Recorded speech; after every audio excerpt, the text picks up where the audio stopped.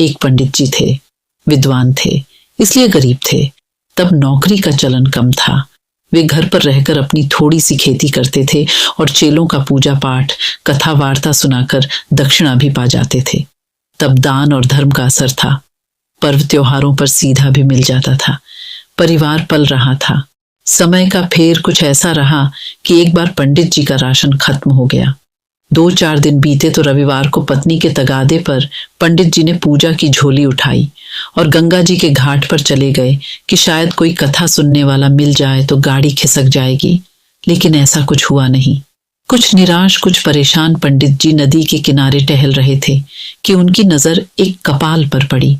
कपाल पर विधाता का लेख चमक रहा था कि ऊसर मरण विदेश अबहिन कुछ बाकी। पंडित जी भौचक।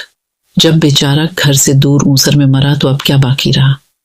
उत्सुकतावश उन्होंने कपाल उठाया और एक कपड़े में लपेटकर अपने डंडे में टांग लिया।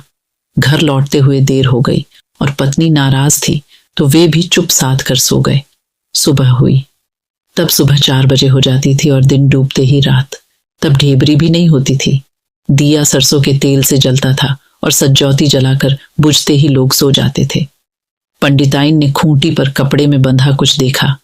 टोकर देखा तो कुछ कड़ा कड़ा सा लगा। पंडिताइन ने सोचा कुछ खाने की चीज ही होगी।